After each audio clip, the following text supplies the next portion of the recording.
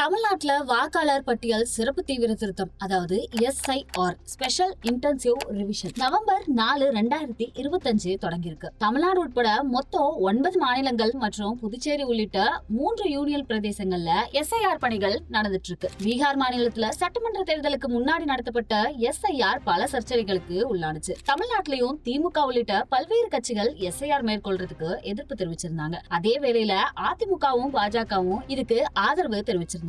அரசியல் கட்சிகள் மட்டும் இல்லாம பொதுமக்கள் கிட்டையும் SIR தொடர்பா பல்வேறு சந்தேகங்கள் மற்றும் கேள்விகள் எழுந்திருக்கு. SIR பற்றி வாக்காளர் தெரிஞ்சுக்க வேண்டியது என்னென்ன அப்படிங்கறத இன்னைக்கு நம்ம வீடியோல பார்க்கலாம். SIR அப்படின்னா வாக்காளர் பட்டியலை பொறுத்தவரை தேர்தல் ஆணையம் 2 விதமா பணிகளை மேற்கொள்ளுது. வருஷம் ஃபுல்லா சிறப்பு சுருக்க திருத்தம் SSR ஸ்பெஷல் சம்மரி ரிவிஷன் அப்படிங்கிற ஒண்ணு தேர்தல் ஆணையத்தால மேற்கொள்ளப்படுது. SIR நடைமுறையில புதிய வாக்காளர்களை சேர்க்கிறது, இறந்து போனவர்களை வாக்காளர் பட்டியலிருந்து நீக்கிறது மற்றும் வாக்காளர்களோட சுய விவரங்கள்ல தேவைப்படுற திருத்தங்களை மேற்கொள்றது போன்ற பணிகளை நடத்திட்டு இருந்துச்சு. இது எல்லா மாநிலங்கள்லயும் ஒவ்வொரு வருஷமும் தேர்தல் ஆணையத்தால மேற்கொள்ளப்படுறதுதான். SIR அப்படிங்கிறது தேவையை பொறுத்து தேர்தல் ஆணையத்தால மேற்கொள்ளப்படுற ஒரு சிறப்பு நடவடிக்கை. தமிழ்நாட்டுல கடைசியா 2002 வருஷத்துல இருந்து 2025 காலகட்டத்தில்தான் SIR மேற்கொள்ளப்பட்டது. SSR போல இல்லாம SIR மேற்கொள்ளப்படுறப்போ வாக்காளர் பட்டியலில் இருக்க எல்லா வாக்காளர்களுக்கும் விண்ணப்பம் கொடுக்கப்படுது. கடைசியா 2025 வருஷம் ஜனவரி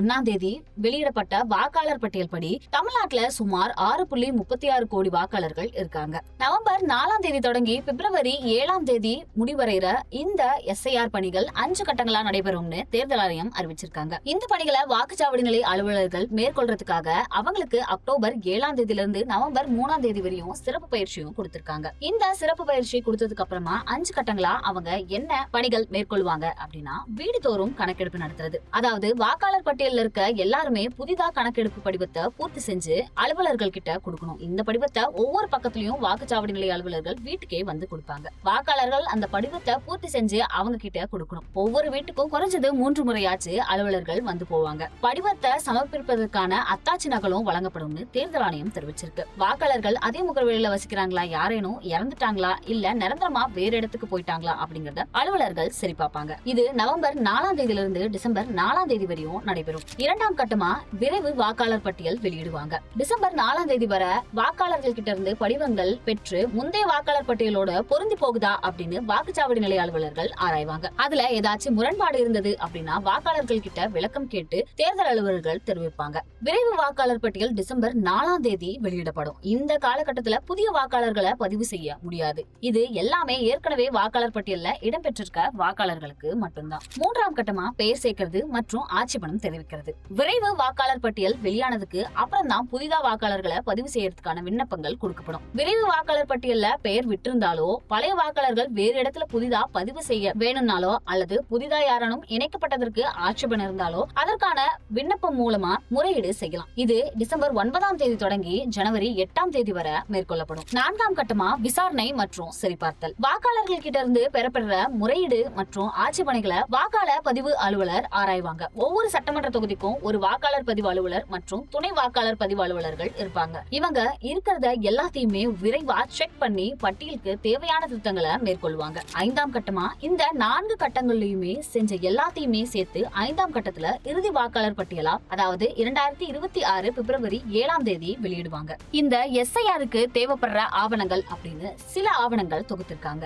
அது என்னென்ன அப்படின்னா, அரசு ஊழியர் அடையாள அட்டை அல்லது ஓய்வூதிய ஆணை ஆவணங்கள் தேவைப்படலாம். அரசாங்கம் அல்லது பொதுத்துறை நிறுவனங்களால வழங்கப்பட்ட அடையாள அட்டை அல்லது ஆவணம் கொடுக்கலாம். அதாவது 1987 வருஷத்துக்கு முன்னாடி இருக்கிறது. பிறப்பு சான்றிதழ், பாஸ்போர்ட், பள்ளி மற்றும் கல்வி சான்றிதழ், நிரந்தர இருப்பிட சான்றிதழ், வன உரிமை சான்றிதழ், ஜாதி சான்றிதழ், மாநில அரசு உள்ளாட்சி அமைப்புகளால் தயாரிக்கப்பட்ட குடும்ப பதிவேடு, அரசால வழங்கப்பட்ட நிலம் இல்ல வீடு ஒதுக்கப்பட்ட சான்று, ஆதார் அட்டை போன்ற ஆவணங்கள் இதுக்கு தேவைப்படும். தேர்தல் ஆணையம் இதை வச்சு என்ன செய்யுது அப்படின்னா, தேர்தல் ஆணையம் வாக்குச்சாவடி நிலை அலுவலர்கள் மற்றும் வாக்குச்சாவடி நிலை முகவர்களுக்கு தனித்தனியா பயிற்சி வழங்குது. கணக்கெடுப்பு பணியில வாக்குச்சாவடி முகவர்கள் உதவியா இருப்பாங்க. இந்த பணியில ஈடுபடுற அதிகாரி ஒவ்வொருவரும் ரொம்பவே கவனத்தோட இருப்பாங்க. இது போக அரசியல் கட்சிகளும் தங்களோட வாக்குச்சாவடி முகவர்களையும் SIR பணிக்காக தயார்படுத்திட்டும் இருக்காங்க. வாக்காளர்கள் தங்களோட வாக்குச்சாவடி உட்பட வாக்குச்சாவடி நிலை அலுவலர்கள் மற்றும் வாக்காளர் பதிவு அலுவலர், வாக்குச்சாவடி நிலை முகவர்களோட தொடர்பு விவரங்களை தேர்தல் ஆணைய இளையதளத்துல தெரிஞ்சு கொள்ளலாம் அப்படின்னு தேர்தல் ஆணையம் சொல்லியிருக்காங்க.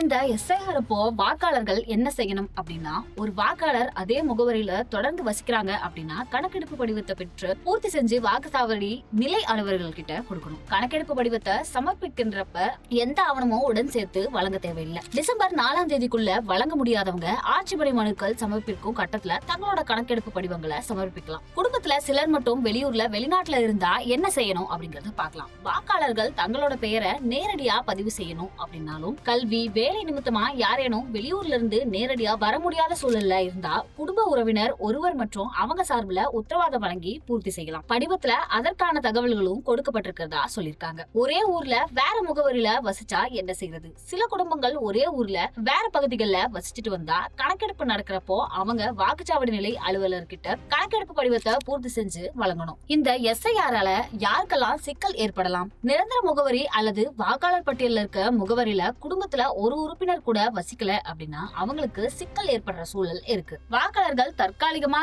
இல்ல நிரந்தரமா இடம் பெயர்ந்துட்டாங்களா அப்படிங்கறத வாக்குச்சாவடி நிலை அலுவலர்கள் கணக்கெடுக்கிறப்போ பதிவு செய்யறாங்க. பல குடும்பங்கள் வேறு ஊர்கள்ல நிரந்தரமா வசிச்சுட்டு வந்தாலும் தேர்தல் வாக்கு செலுத்துறதுக்கு சொந்த ஊர்களுக்கு போயிட்டு வர வழக்கம் இருக்கு. இந்த சூழல்ல அவங்களால முந்தைய முகவரியில கணக்கெடுப்பு படிவத்தை வழங்க முடியலன்னா அவங்க பெயர் அங்கிருந்து நீக்கப்படும். அவங்க இப்போ வசிக்கிற இடத்துல இருக்க வாக்குச்சாவடியில புதிதா இணைத்துக் கொள்றதுக்கான விண்ணப்பத்தை வழங்கி தங்களோட பெயர்களை பதிவு செய்ய வேண்டிய நிலை ஏற்பட்டிருக்கு. கணக்கெடுப்பு பணிகளுக்கு அப்புறமா வாக்காளர் பட்டியல்ல ஏதேனும் முரண்பாடு இருந்துச்சு அப்படின்னா தேர்தல் ஆணையம் விளக்கம் கேட்டு நோட்டீஸ் அனுப்பும். அந்த சூழல்ல நோட்டீஸ் பெறவங்க ஆவணங்களை சமர்ப்பிக்கணும் அப்படின்னு தேர்தல் ஆணையம் சொல்லுது. 1/7/1987 முன்னாடி பிறந்தவங்க எல்லாம் அவங்களோட பிறந்த தேதி அல்லது பிறப்பிடத்தை நிரூபிக்கிற ஆவணத்தை கொடுக்கணும். 1/7/1987 இருந்து 2/12/2004 ஆண்டு காலகட்டத்துல பிறந்தவர்கள் அப்படின்னா வாக்காளர் மற்றும் அவங்களோட தந்தை அல்லது தாயோட பிறந்த தேதி அல்லது பிறப்பிடத்தை நிரூபிக்கிற ஆவணத்தை கொடுக்கணும். 2/12/2004 அப்புறமா பிறந்தவங்க அவங்களோட தந்தை மற்றும் தாயின்னு